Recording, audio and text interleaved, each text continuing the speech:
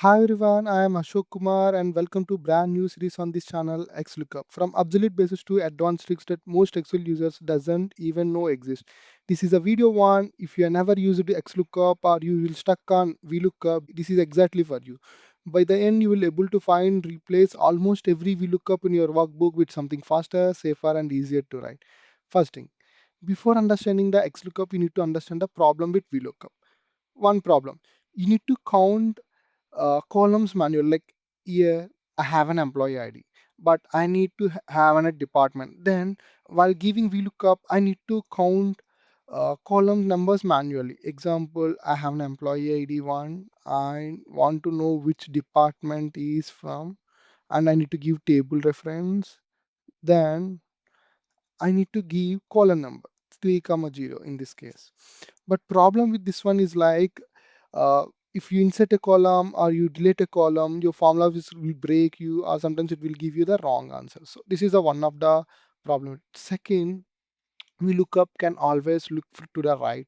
It won't look into the left. Example, if you have an employee ID, so you can able to look in. But if I have an employee name and I need to find employee ID, it won't be possible with VLOOKUP. You will spend time in rearranging entire sheets just to make. And the third one is like if data is not found, you will get into error of NA, and every single time you need to return. So XLOOKUP fixes all these three. Let's see it.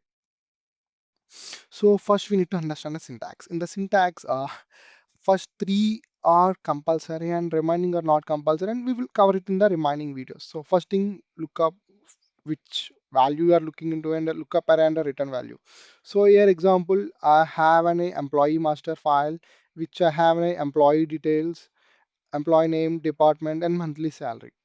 I have an employee ID, and if I want employee name, here we can see formula. I can give simply XLOOKUP lookup value. Lookup value is something like we have. In my case, I have an employee ID and lookup array with that employee ID was there. It was there between B7 to B14. And next is like a return value. What I want employee name. So I have given C7 to C14. And in case of not found, what I need to get, it is not found. So this is the formula I have given. You can see Arjun Reddy was flowing for employee 103. But if I give something ID which I don't have at all, then you can see employee not found is there. Instead of getting NA and giving if error, I can simply incorporate the same thing in the first itself. So there is no scary NA, just clean message built directly into the formula. And another advantage being you can look into left or right. Example, I know employee name, I need to look into the employee ID, which is not possible in case of if we look up without rearranging, but we can simply do it with the XLOOKUP. Yeah, you can see. If this video helped you in understanding XLOOKUP, hit like and subscribe because video 2 onwards it would be going to be really interesting. We are covering different things like spill behavior in XLOOKUP, choose formula pest XLOOKUP, nested XLOOKUP, wildcards, and the filters.